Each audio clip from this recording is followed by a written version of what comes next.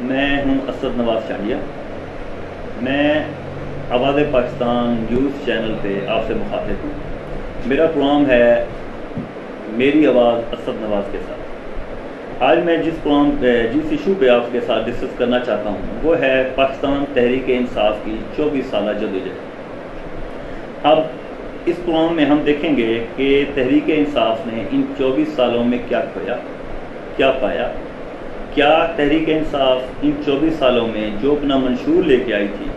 اس پر ابھی بھی قائم ہے یا نہیں۔ سب سے پہلے جب یہ پارٹی بنی 1996 میں، اس وقت کسی کے ذہن میں یہ بات نہیں تھی کہ یہ وہ پارٹی ہوگی جو ایک دن اقتدار میں آئے گی، اس پارٹی کا وزیر اعظم ہوگا، بلکہ اس وقت کچھ لوگوں کا خیال یہ تھا کہ یہ جو دو پارٹی سسٹم پاکستان میں چل رہا ہے کہ اس پارٹی اور نون لیگ کا شاید یہ ختم نہ ہو سکے، بلکہ کچھ جو اس وقت کے سینئر صحافی تھے انہوں نے تو غلط باتیں، غلط الفاظ جو پرویز مشرف کے دور میں، بلکہ ایسا ہوا کہ ایک بار تو عمران خان صاحب کے اوپر اسمبلی میں بھی باتیں ہوئی۔ اس وقت ان کے پاس ایک سیٹ تھی۔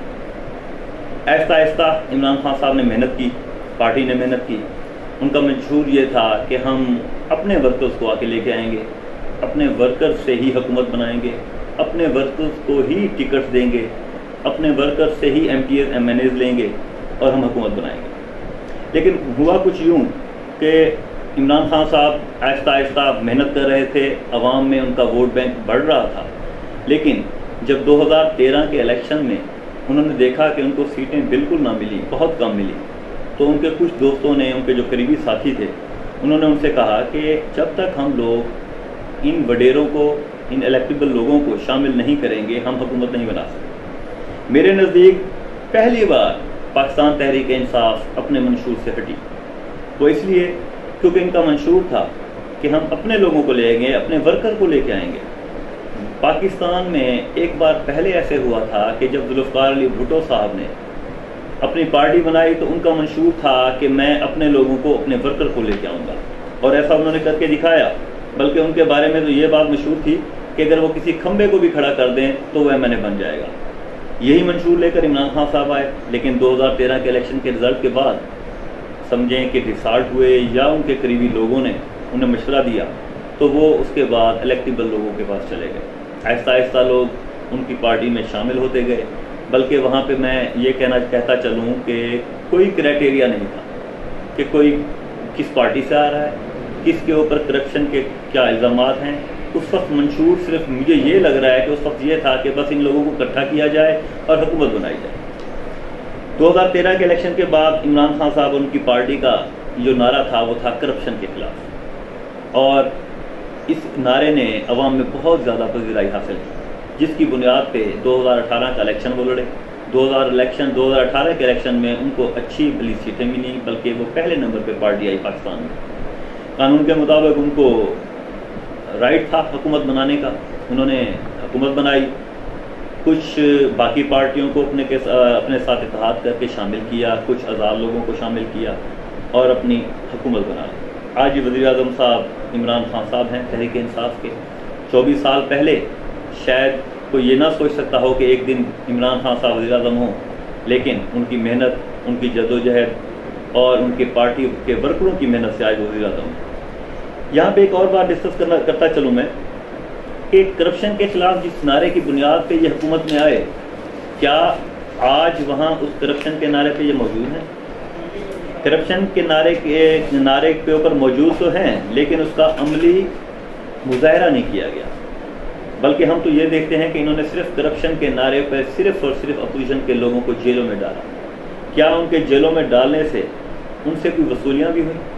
عوام کو تو فائدہ اس وقت ملتا کہ جب ان سے کچھ پیسے ریکور ہوتے، وہ عوام پہ خرچ ہوتے، لیکن سب کو جیل میں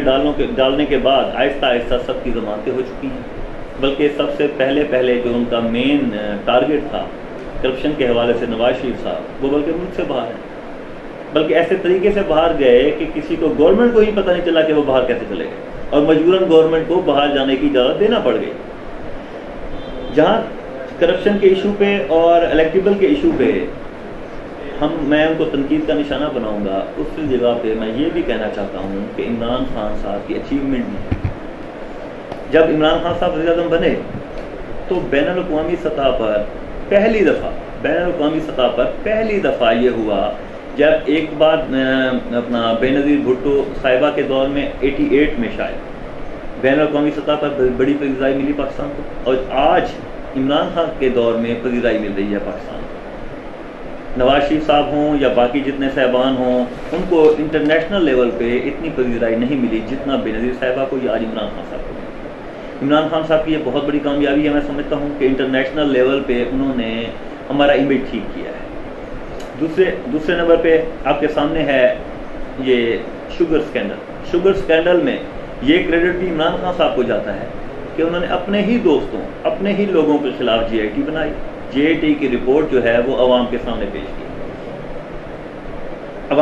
پیش کی، لیکن کچھ صحافی سینئر جو ہمارے دوست ہیں وہ کہتے ہیں کہ یہ رپورٹ لیک ہوئی یا پیش کی گئی۔ بہرحال اس کا کریڈٹ عمران خان صاحب کو جاتا ہے۔ عمران خان صاحب بظاہر تو بہت ہی ایماندار ہیں، میں ذاتی طور پہ یہ سمجھتا ہوں کہ وہ ایماندار ہیں، لیکن سوال یہ ہے کہ اگر ان کی کابینہ ایماندار نہیں ہوگی تو سوال کس کے اوپر اٹھیں گے؟ سوال تو پھر بھی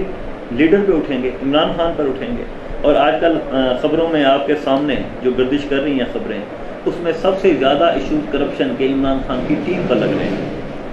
تو اس کا سوال پھر عمران خان صاحب سے بنتا ہے، کیونکہ وہ ٹیم کے کپتان ہیں، وہ لیڈر ہیں، وہ ملک کے وزیر اعظم ہیں۔ بلکہ مجھے یاد ہے کہ عمران خان صاحب خود تقریروں میں فرماتے تھے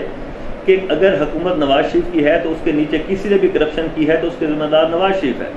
تو پھر وہی سوال عمران خان صاحب کے لیے بنتا ہے کہ اگر آپ کی کابینہ یا آپ کے نیچے جو لوگ کام کر رہے ہیں اگر ان میں سے کوئی بھی کرپٹ ہے یا اس کے اوپر الزامات لگ رہے ہیں تو پھر اس کا مطلب ہے کہ اس کے ذمہ دار آپ ہیں۔ بہرحال 24 سال نہ کہیں بلکہ 22 سال کہیں، 2 سال تو گورنمنٹ میں آ گئے ان کو، 22 سال انہوں نے محنت کی،